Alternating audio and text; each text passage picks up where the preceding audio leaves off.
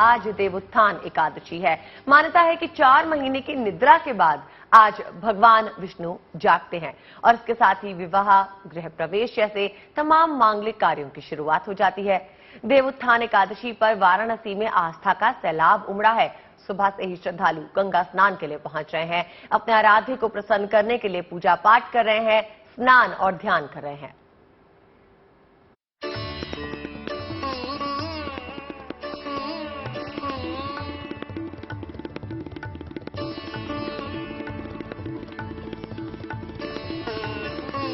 काशी के घाट पर मेला लगा है, उमंग है, उत्साह है। दूर दूर से श्रद्धालु गंगा स्नान करने आ रहे हैं। भक्ति की रसधार बह रही है। पूजा पाठ, तप, ध्यान से सृष्टि के पालनहार की आराधना की जा रही है। आखिर 4 महीने बाद वो शुभ घड़ी आई है। आज 4 महीने की चिर निद्रा के बाद भगवान विष्णु जागे हैं। मंगल बेला की शुरुआत हुई है। आज देवोत्थान एकादशी है। कहते हैं आज के दिन जिसने भी भगवान को प्रसन्न कर लिया, उनकी पूजा कर ली, उसकी हर मनोकामना पूरी हो जाएगी। उसे मिल जाएगा साक्षात भगवान का वरदान। आज के दिन तुलसा का विवाह होता है।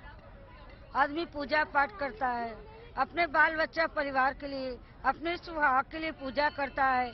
तुलसा माई कृष्ण भगवान का आज के दिन शादी हुआ है, इसीलिए सब कोई पूजा करता है। कार्तिक एकादशी है जिसमें तुलसी की पूजा होती है। सौभाग्य के लिए, सुहाग के लिए ठाकुर शालिग्राम से उनका विवाह होता है और उनको सुहाग के सामान चढ़ाए जाते हैं, गंगा स्नान किया जाता है। इस एकादशी का विशेष महत्व है। भगवान के जगने के साथ ही सभी मांगलिक कार्य शुरू हो जाते हैं। काफी संख्या में लोग ये एकादशी व्रत करते हैं। विधिवत पूजा की जाती है। चावल का रंगोली बनाकर उस पर गन्ने को खड़ा किया जाता है, जिसमें भगवान विष्णु को बैठाकर उनकी पूजा की जाती है। सुथनी, शकरकंद, ईख जैसे सीजनल फलों का प्रसाद चढ़ाया जाता है। इसके बाद परिक्रमा की जाती है।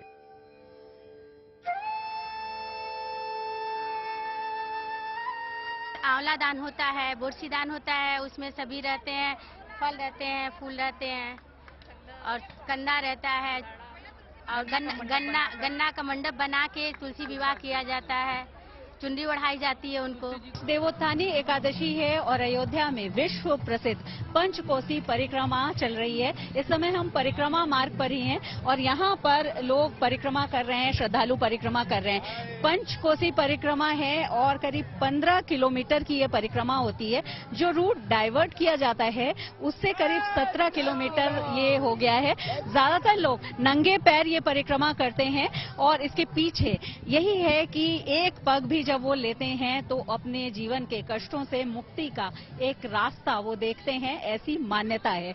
तो ये परिक्रमा यहाँ की विश्व प्रसिद्ध है। लेकिन इस बीच जो लोग परिक्रमा कर रहे हैं, क्योंकि आज देवोत्थानी एकादशी है, वो भी अपने मन में ईश्वर के प्रति कई भाव लिए हुए हैं, क्योंकि आज योग निद्रा से भगवान विष्णु भी जाग रहे हैं और ऐसे में जब वो जाग जाएंगे तो उन्हीं के आशीर्वाद से सारे मांगलिक कार्य शुरू हो जाएंगे। कितना महत्वपूर्ण आज का दिन? आज का दिन बहुत ही महत्वपूर्ण है और बहुत ही पुष्यदायी है। आज जो भी और सौभाग्य की बात है कि भगवान राम की जीवन स्थली पे, जन्मस्थली पे हम लोग परिक्रमा करने का सौभाग्य मिल रहा है। तो तुलसी जी का विवाह होता है और हर घरों में दिए जलते हैं आज। आप बताइए कि देवोत्थानी एकादशी कितनी महत्वपूर्ण तिथि है और इस परिक्रमा का कितना महत्व? बहुत बड़ा महत्वपूर्ण है। आज देवोत्थान एकादशी है। भगवान विष्णु का वो झूला झुलाया जाता है उनको। आज से उनका जागरण हो जाता है, सारे शुभ काम शुरू हो जाते हैं। आज तुलसी दल भगवान ठाकुर जी चढ़ाया जाता है, सबसे शुभ माना जाता है। बिल्कुल, लेकिन कुछ लोग हम देख रहे हैं कि गन्ना भी यहाँ से लेकर के भी शुभ माना जाता है। गन्ना, सिंघाड़ा, गंजी सब शुभ माना जाता है। ये सब भगवान को आज अर्पित किया जाता है। देवउठनी एकादशी के दिन भगवान शालिग्राम और मां तुलसी का विवाह कर उनकी आराधना करने का भी विधान है। मान्यता है कि इस दिन पूजा और आराधना से जातक के जीवन से विवाह संबंधी बाधाओं का नाश हो जाता है और विष्णु संग मां लक्ष्मी घर में स्थायी वास करने लगती हैं। आज के दिन भगवान विष्णु उठते हैं और उनकी विवाह तुलसी से होती है। तुलसा देवी से विवाह होती है और इसके बाद जो शुभ काम शुरू हो जाते हैं। अब जितना भी मंगल काम है, मुंडन है, विवाह है, गृह प्रवेश है, भूमि पूजन है, जितने भी शुभ कार्य हैं सब आज से प्रारंभ हो जाते हैं।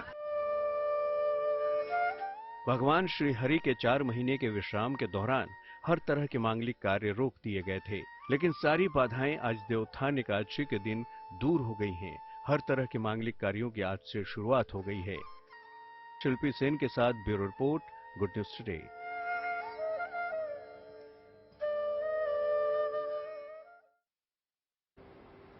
और चलिए इसी पर बातचीत करने के लिए हमारी सहयोगी शिल्पी सेन अयोध्या से सीधे हमारे साथ जुड़ गई हैं। शिल्पी का रुख करना चाहूंगी। शिल्पी, मुझे ये बताइए, देखिए आज का दिन तो बेहद खास हो जाता है। आज भगवान विष्णु जो है अपनी निद्रा से उठते हैं और तुलसी विवाह का दिन भी है, उसका खास महत्व भी है। आप अयोध्या नगरी में खुद मौजूद हैं, बताइए क्या भव्य तैयारियां, क्या भव्य रूप वहां पर दिख रहे हैं?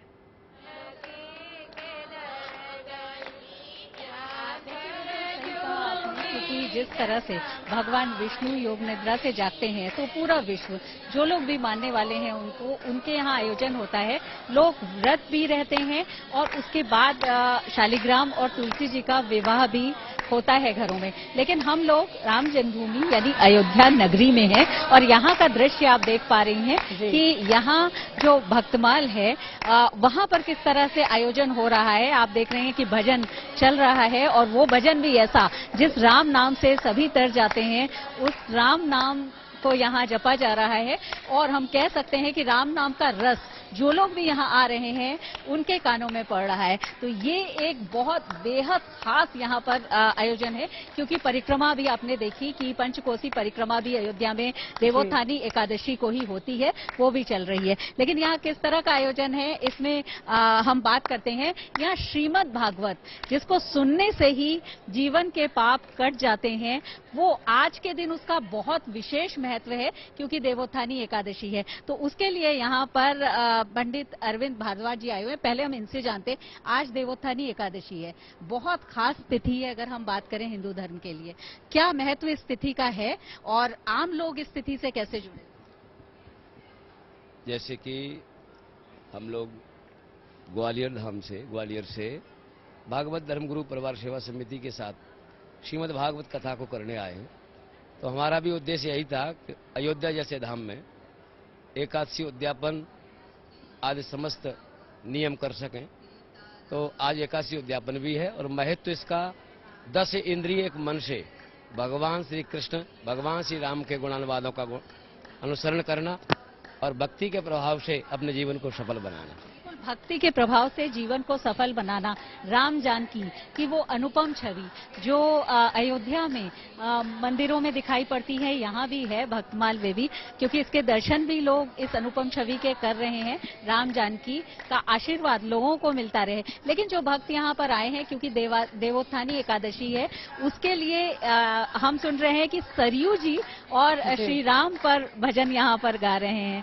तो आप ये बताइएगा कि किस तरह से आज के दिन को लेकर के उत्साह है और शिल्पी हम आपके पास लौटेंगे और जानकारी लेंगे इस पर। फिलहाल रुक करते हैं रोशन का, जो हमारे साथ जुड़ गए हैं बनारस से। बताइए रोशन, आज देवोत्थान एकादशी पे क्या नजारा है, किस तरह के सेलिब्रेशंस वहां पर चल रहे हैं? आज तुलसी विवाह का प्रावधान है, तो आपने किस तरह के जो है आयोजन देखे हैं आज के दिन? ये देखिए, वाराणसी की काशी धर्म की नगरी कही जाती है और आज सुबह से ही देव प्रबोधिनी एकादशी के दिन गंगा स्नान का विशेष महत्व होता है और तड़के सुबह से ही यहाँ गंगा स्नान का दौर शुरू हो गया और आज लगभग रहेगा गंगा स्नान पूजन करके माँ गंगा का लोग यहाँ से सीधे अपने घरों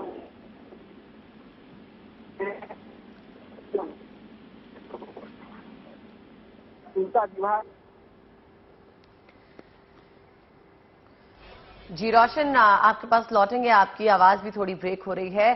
फिलहाल शिल्पी का ही रुख करते हैं। शिल्पी, कहा जाता है कि आज के दिन जिन पति पत्नी की कन्या नहीं होती वो आज कन्यादान का लाभ उठाते हैं। जरा इस बारे में कुछ और जानकारी लीजिए ना। बिल्कुल, देखिए बहुत सी मान्यताएं देवोत्थानी एकादशी को लेकर के है। उसमें से एक ये भी है जो पंडित अरविंद भारद्वाज जी से उनसे हम पूछते हैं। ये बताइए, देवोत्थानी एकादशी एक बहुत विशेष तिथि है। कहा जाता है कि जिनके कन्या नहीं होती वो भी कन्यादान का लाभ इस तिथि में उठाते हैं। इसके पीछे क्या? वृंदा नाम तुलसी का है, शालिग्राम उनके अनुसरण में रहते हैं। तो जो कन्यादान करना चाहते हैं वो तुलसी विवाह के द्वारा इस दिन कन्यादान का संपूर्ण फल प्राप्त करते हैं। और आज श्रीमद् भागवत में भी संयोग से राधा कृष्ण का विवाह है और हम सब भागवत धर्मगुरु परिवार सेवा समिति राधा कृष्ण के मंगलमय विवाह का उत्सव मनाएंगे और विशेष महत्व इसको देंगे। विशेष महत्व है, लेकिन आम लोग किस तरह से इससे जुड़े हुए हैं? एक महिला है हमारे साथ जो ये कह रही व्रत भी रखे हैं और खासतौर पर जो एकादशी के गीत जिन्होंने तैयार किए हैं। तो एकादशी का भी कोई गीत है, हमने सुना है आप गाती हैं, क्या है? पहले तो वो गीत 2 लाइन हमको सुनाइए। क्या गीत फिल्म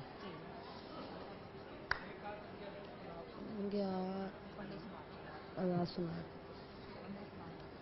मेरी बीती जाए उमरिया 11 नहीं मिली मोए, बीती जाए उमरी 11 ना मिली। जब बागा ढूंढे बगीचा ढूंढे केला से छिपे रही मैया। बीती जाए उमरिया 11 न मिले, यानी एकादशी की इसमें बात है। क्या ये बात है? एकादशी की इतनी प्रतीक्षा क्यों रहती है? एकादशी की प्रतीक्षा इसलिए रहती है कि एक तो इसमें भोजन की, जो रोज भोजन करते हैं उससे कहीं न कहीं अंदर से नुकसान रहता है। और आध्यात्मिक विषय से हमारे पूर्वजों ने ये किया है। हमारे अम्बरीश जी थे, वो एकादशी उपवास रहते थे, तो उनकी रक्षा चक्र करता था भगवान का। तो उसी को हम सनातन के लोग हैं, उसी को हम पाल के चलते हैं। दूसरी बात, एकादशी उपवास रहना हमारे शरीर के लिए भी आयुर्वेदिक दृष्टि से भी बहुत बढ़िया रहता है। बिल्कुल पंडित जी, नियम संयम के लिए खासतौर पर एकादशी का दिन एकादशी की तिथि बहुत खास मानी जाती है। कुछ लोग व्रत भी रखते हैं, कुछ लोग चावल नहीं खाते हैं और फलाहार करते हैं। तो इसके पीछे साइंटिफिक भी कोई ऐसा मानते हैं शास्त्रों में, चावल खाना एकादशी के दिन वर्जित बताया गया, क्योंकि चावल का पाचन शक्ति 3 दिन तक रहती है। तो एक दिन पहले से ही चावल छोड़ दिया जाता है, अन्न कोई ग्रहण नहीं करते। अन्न यदि एक चावल भी खाते तो एक कीड़े को भाग के बराबर माना गया है, भक्षण करते हैं। इसलिए एकादशी, और ये देवउठनी एकादशी है ना, इसमें देव शयन करते हैं आषाढ़ मास की एकादशी को, और देव उठते हैं इस दिन एकादशी को। तो हम सब लोग बिल्कुल 4 महीने के देखिए शयन के बाद हैं आपके पास शिल्पी का तेजश्री का रुख कर लेते हैं। तेजश्री हमारे साथ जुड़ गई हैं। तेजश्री, बताइए कहां पर मौजूद हैं? जी बिल्कुल, मेरी मौजूदगी इस वक्त दिल्ली के सबसे मशहूर कालका जी मंदिर पर है। कालका जी मंदिर पर जैसे कि आप सभी जानते हैं कि दिल्ली के सबसे मशहूर मंदिरों में से एक है। लोगों की श्रद्धा जुड़ी है, भावना जुड़ी है, आस्थाएं जुड़ी हुई हैं। और सभी हम जानते हैं कि आज चूंकि देव उठनी 11 है और आज का दिन शुभ दिन माना जाता है, शुभ शुरुआत के लिए, शुभ किसी भी चीज के प्रारंभ के लिए, और गुड न्यूज टुडे भी शुभ समाचार देने के लिए, शुभ शुरुआत के लिए, अच्छी चीजों के लिए, अच्छी खबरों के लिए हम लोग जाने जाते हैं। और इसीलिए शायद लोगों का प्यार हमें मिलता है। तस्वीरों के जरिए एक बार हम आपको दिखाना चाहेंगे कि यहाँ पर किस तरह से लोगों की भीड़ है, क्योंकि आज का दिन जो है बहुत ही महत्वपूर्ण है। देखिए 4 महीने बाद कहते हैं कि देव आज अपनी शयन मुद्रा से उठते हैं और उसके बाद यहाँ पर आते हैं, और इसीलिए शायद आज वीकेंड ना होने के बावजूद लंबी कतारें लोगों की है। और कहा यह भी जा रहा है कि शाम तक होते होते यहाँ पर तुलसी विवाह तो होगा ही, लेकिन चूंकि आज से विवाह का सिलसिला, शादियों के सिलसिला शुरू हो जाएगा, तो कई नई नवेले दूल्हे और दुल्हन भी यहाँ पर आने वाले, नई वाले जोड़े यहाँ पर आएंगे और यहाँ पर माता रानी के दरबार में आकर आशीर्वाद मांगेंगे। और कुछ देर बाद आप पीछे की तरफ यदि देखेंगे मंदिर में तो तैयारियां शुरू होंगी। तुलसी विवाह के लिए यहाँ पर लोग जो है वो इकट्ठा होंगे और फिर तुलसी विवाह के कार्यक्रम का यहाँ पर पूजन का आयोजन भी किया जाएगा। जी पेशरी, ये बताइए कि क्या तुलसी विवाह का कोई समय होता है, कोई पूजा विधि होती है?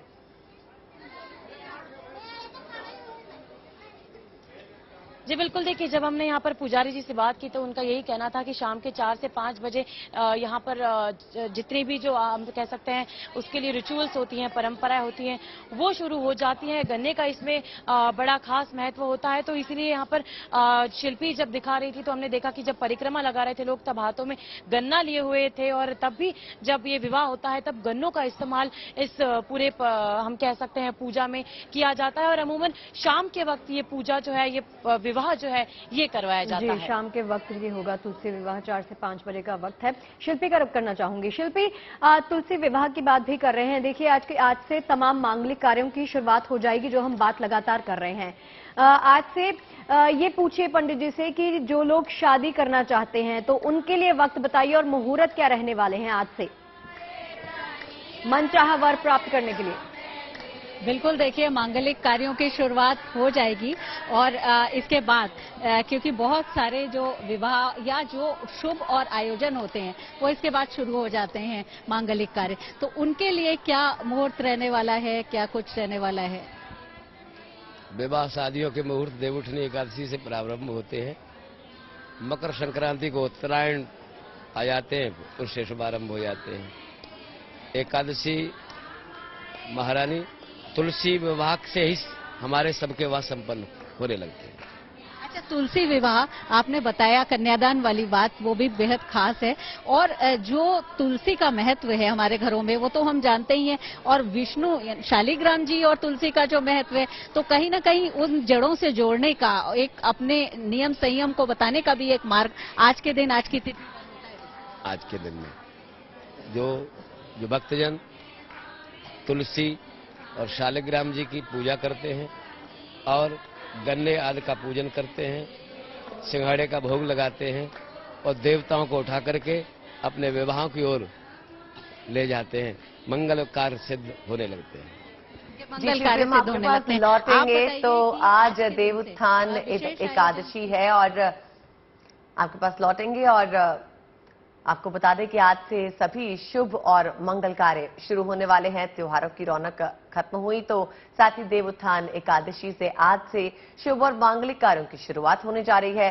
वैसे मान्यता है कि देवोत्थान एकादशी पे 4 माह से शयन कर रहे भगवान विष्णु जागृत हो जाते हैं और इसी के साथ शुभ और मांगलिक कार्यों का शुभ आरंभ हो जाएगा।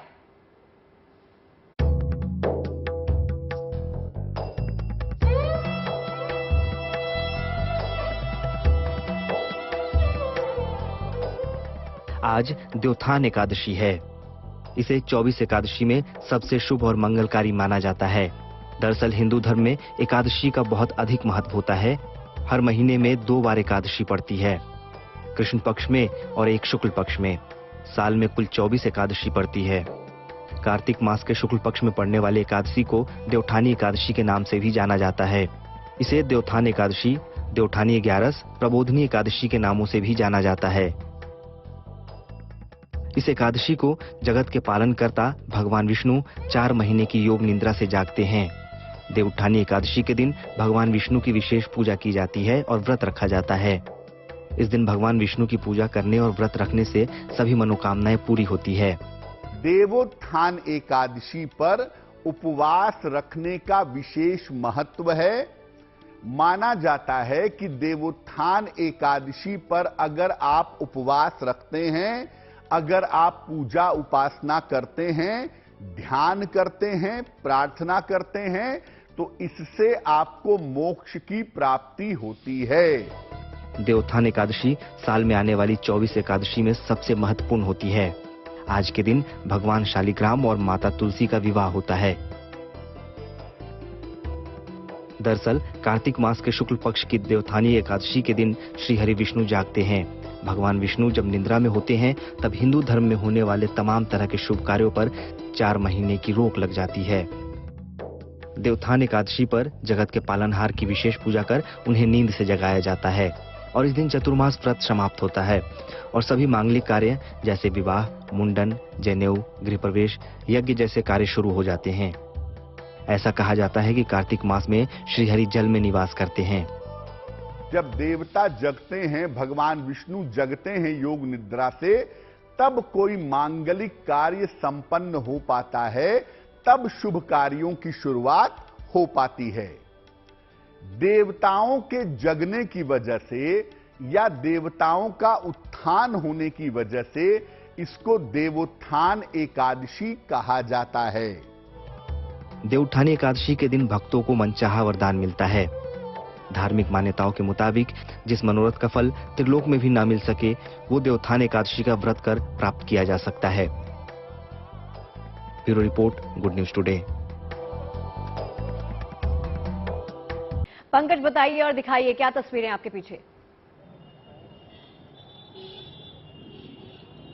जी, संगम नगरी प्रयागराज में देवोत्थान एकादशी के लिए विशेष तैयारियां की गई हैं। शाम को यहां पर दीपदान किया जाएगा और जिस तरह से ये माना जाता है कि विष्णु जी जागते हैं और उसके बाद 4 महीने की निद्रा के बाद वो जागते हैं, उसके बाद शुभ काम शुरू हो जाते हैं। जैसे मुंडन संस्कार होगा, शादी ब्याह होंगे, ये काम शुरू होंगे। और आज तुलसी और शालिग्राम का विवाह भी लोग मनाते हैं, मंगल गीत गाए जाते हैं। तो इस तरह की तमाम प्रयागराज में भी यहाँ कार्यक्रम रखे गए हैं। शिल्पी, आपका रुख करना चाहूंगी। मुझे ये बताइए, कहते हैं ना कि आज के दिन ब्रह्म मुहूर्त बहुत खास होता है। जिस भी शख्स ने ब्रह्म मुहूर्त में आज पूजा कर ली, तमाम मनोकामनाएं उसकी पूर्ण हो जाती हैं। लेकिन पंडित जी से जरा ये पूछिए कि जो लोग उठ नहीं पाते, ब्रह्म मुहूर्त में पूजा विधि विधान नहीं किया उन्होंने, उनके लिए क्या कुछ उपाय बताएंगे? देखिए, बिल्कुल ब्रह्म मुहूर्त का हिंदू धर्म में बहुत ज्यादा महत्व इसलिए है कि साइंटिफिक है वो, सबसे ज्यादा मन उसी समय उस कार्य में लगता है जिस कार्य को आप करते हैं। पढ़ाई के लिए भी आपने देखा होगा कि हमको और आपको कहा जाता था कि सुबह उठ करके पढ़ें, लेकिन आज के दिन की अगर हम तिथि की बात करें तो ब्रह्म मुहूर्त का विशेष महत्व है। तो ब्रह्म मुहूर्त में उठ करके पूजा पाठ किया जाता है। लेकिन जो लोग ब्रह्म मुहूर्त में नहीं कर पाए तो उनके लिए क्या हो? नहीं, ब्रह्म मुहूर्त में नहीं कर पाए, इसमें उपवास रहना पड़ता है। इसका फल उपवास का है। इसमें भोजन नहीं किया जाएगा, फलाहार लिया जाएगा, सो भी पेट भर के नहीं। आज के पूरे दिन में वो शुभता है जिसका आप लाभ उठा सकते हैं। ब्रह्म मुहूर्त में हो तो बहुत अच्छा, नहीं तो बाद में हो। बहुत बाद में। आप बताइए कि आज के दिन को, जैसे बहुत खास दिन है, बहुत विशेष दिन है, तो और क्या आयोजन घरों में होते हैं? क्योंकि यहाँ तो हम देख रहे हैं आप लोग एक साथ में। हाँ, आज के दिन तुलसी मैया का और शालिग्राम भगवान का शुभ विवाह होता है। उसके अलावा भजन कीर्तन, व्रत रहते हैं, लोगों को दान पुण्य, गाय की सेवा करना और लोगों को मदद करना, किसी के भोजन कराना, या मान लो कोई व्रत है जो कर नहीं पा रहा उसकी सेवा करना। जो भी पुण्य कार्य आज के दिन जो भी हो सकते हैं, वो सारे पुण्य कर्मों को आज 100 गुना के फल के स्वरूप में उनकी प्राप्ति होती है। इसके लिए देखिए, दान, गो सेवा, ये वो बात है जिसको शुभ हमेशा माना गया है, जिसको कल्याणकारी हमेशा माना गया है। लेकिन मैं आपको बताऊं कि देवोत्थानी एकादशी से जुड़ी हुई कई कथाएं भी हैं, लोक मान्यताएं भी हैं। जैसे एक हम यहाँ पर ही सुन रहे थे कि कहा जा रहा था कि लक्ष्मी जी ने एक बार भगवान विष्णु से कहा कि देव, आप हमेशा जिस तरह से जगते हैं उससे मुझे आराम के लिए, कोई विश्राम के लिए क्षण नहीं मिलता, न सभी देवताओं को कोई क्षण मिलता है ऐसा कि वो विश्राम कर सके। तो इस पर, क्योंकि भक्त वत्सल हैं और सभी का कल्याण करने वाले हैं, सभी का बहुत ध्यान रखने वाले हैं भगवान श्री हरि नारायण, तो उन्होंने कहा कि ऐसा करता हूँ कि मैं 4 महीने का विश्राम लेता हूं। तो आप सोचिए जो सोच है इसके पीछे, ये सिर्फ यहाँ की के लोग इसकी चर्चा कर रहे थे, बात कर रहे थे। बहुत सारी मान्यताएं, बहुत सारी मान्यताएं हैं देवोत्थान एकादशी को लेकर, और आपने हमें बहुत जानकारी दी। बहुत बहुत शुक्रिया आपका शिल्पी तेजश्री, आपका भी बहुत शुक्रिया, और पंकज जी का भी बहुत शुक्रिया जो हमारे साथ जुड़ गए। अब बात करते हैं देवोत्थान एकादशी पर। काशी से अयोध्या किस तरह से जगमग है उसकी। आस्था का सैलाब आज काशी में उमड़ रहा है तो कान्हा की नगरी मथुरा में कंस वध मेले की धूम मची हुई है। मथुरा में गुरुवार शाम को कंस वध मेले का आयोजन किया गया, जिसके साक्षी बनने के लिए दूर दूर से लोग मथुरा पहुंचे। असत्य पे सत्य की विजय के प्रतीक के रूप में सदियों से कंस वध मेले का आयोजन मथुरा में किया जाता रहा है। देखिए आप भी इसकी तस्वीरें।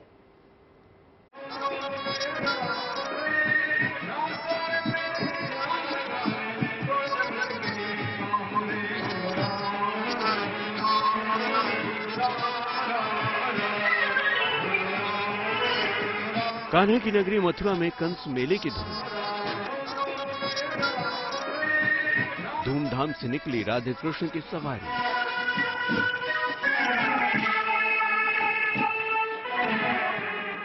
बलराम संग भगवान कृष्ण ने किया कंस वध।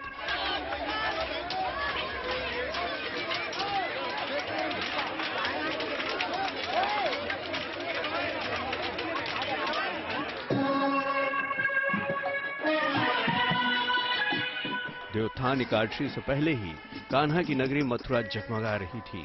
बड़े ही धूमधाम से भगवान कृष्ण, भगवान शिव पार्वती और कंस की झांकी निकाली गई और कंस मेले का आयोजन किया गया।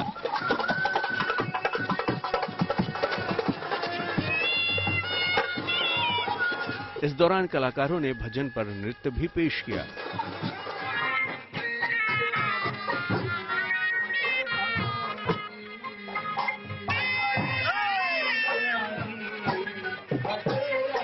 मथुरा में हर साल कार्तिक महीने की शुक्ल पक्ष के 10वें दिन कंस मेले का आयोजन किया जाता है। कहते हैं इसी दिन भगवान श्री कृष्ण ने कंस का वध किया था। इस मेले में शामिल होने आए लोग पारंपरिक परिधान में होते हैं और हाथ में चमकदार डंडा लिए रहते हैं।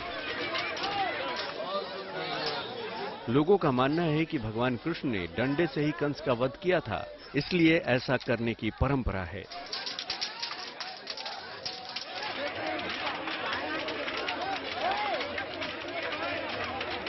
भगवान ने भी हाथी दांत से वध किया और हमारे बांधव साथ में थे तो वो लाठी लेके थे। तो उसी परंपरा को हम लोग निभाते चले आ रहे हैं कि एक तरीके से बुराई पर अच्छाई की जीत भी है। तो अभी कंस के टीले पे कंस का वध किया। भगवान श्री कृष्ण बड़े भाई बलराम के साथ हाथी पर बैठकर कंस टीले के पीछे पहुंचे, कंस का वध किया। भगवान के इशारे पर लोगों ने कंस के पुतले को लाठियों से पीटना शुरू किया और कंस वध में सहयोग भी किया। इस मेले में सहभागी बनने के लिए देश नहीं विदेशों से लोग भी मथुरा पहुंचते हैं। मथुरा से मदन गोपाल शर्मा के साथ bureau report, good news today. अब देखिए, दिल्ली के हालात तो आप जानते ही हैं। प्रदूषण पर प्रहार के लिए हर जरूरी कदम सरकार की तरफ से बाकायदा उठाए जा रहे हैं। एंटी स्मोक टार, एंटी स्मोक गन के जरिए लोगों को राहत देने की कोशिश की जा रही है। तो वहीं पर्यावरणविद, डॉक्टर और मौसम विभाग के एक्सपर्ट्स का क्या कुछ कहना है, ये जानना भी जरूरी हो जाता है। सुनिए उन्हें। आप बड़ी छोटी सी एक एग्जाम्पल लीजिए। दिल्ली का अपना वेदर कोई नहीं है। दिल्ली का वेदर डिपेंडेंट है हिमाचल में स्नोफॉल और रेन्स के ऊपर और J&K में स्नोफॉल और रेन्स के ऊपर। जब वहां स्नोफॉल होगा तो दिल्ली की विंड डायरेक्शन पहाड़ से इस तरफ आएगी, ठीक है। तो उसमें पंजाब हरियाणा सारे कवर हो जाते हैं। नॉर्मल जो विंड डायरेक्शन है फ्रॉम दिल्ली टुवर्ड्स पंजाब है, ठीक है। तो नवंबर और दिसंबर में दिल्ली में जो प्रदूषण होता है वो बड़ी पुअर विंड स्पीड की वजह से होता है, क्योंकि वो डिसिपिएट नहीं होता। और डिसिपिएट ना होने की वजह से जो सस्पेंडेड पार्टिकल्स हैं वो एटमॉस्फेयर में रहते हैं और रात को जब मॉइस्चर ज्यादा बढ़ता है तो वो सारा नीचे आ जाता है, जिसको हम स्मॉग कहते हैं। पहले तो जो लोग वनरेबल पॉपुलेशन है, जैसे बच्चे हैं, एडल्ट्स हैं, जिनके फेफड़े कमज़ोर हैं या जिनको हार्ट की प्रॉब्लम है, उनको ध्यान रखना चाहिए कि ऐसी जगह ना जाएं जहाँ पे पोल्यूशन लेवल बहुत ज़्यादा है। मास्क लगा के जाएं। जाना है तो दिन में जाएं जब धूप निकल गई है, क्योंकि सुबह शाम अर्ली मॉर्निंग और लेट इवनिंग में जब ठंड होती है तो because of cold air pollution eight ground level is high, तो वो थोड़ा सा वो अवॉइड करें। अगर हम देखें कि पॉल्यूशन होता क्यों है, तो जो आप देख रहे हैं कि नवंबर और दिसंबर और जनवरी में सबसे ज़्यादा पॉल्यूशन मेट्रो सिटीज़ में बढ़ जाता है। उसका कारण ये है कि जब जो क्या कहते हैं कि टेम्परेचर गिर जाते हैं तो सुबह के समय धुंध और कुहासा छाता है, हवाएं कमजोर हो जाती हैं। तो क्या होता है कि जो पॉल्यूशन है, जो धूल मिट्टी धुएं के कारण ट्रैफिक का जो पॉल्यूशन है, ये सारा एक ही जगह इकट्ठा हो जाता है और जब हवा भारी हो जाती है ठंडी होकर के, वो नीचे की तरफ होती है, तो पॉल्यूटेंट्स भी उसके साथ मिक्स होकर के धरती की लेयर के आसपास, धरती के सरफेस के आसपास एक लेयर बना लेते हैं। पहुंच गए हैं लंच टाइम के आखिरी पड़ाव में, जहां हम आपको दिखाते हैं किसी महान व्यक्ति के विचार। आइए डालते हैं नजर आज के विचार पर। स्वामी विवेकानंद ने कहा है कि एक समय में एक काम करो, ऐसा करते समय अपनी पूरी आत्मा उसमें डाल दो और बाकी सब कुछ भूल जाओ। उम्मीद है लंच टाइम में आपको पेट भर जानकारियां मिल गई होंगी।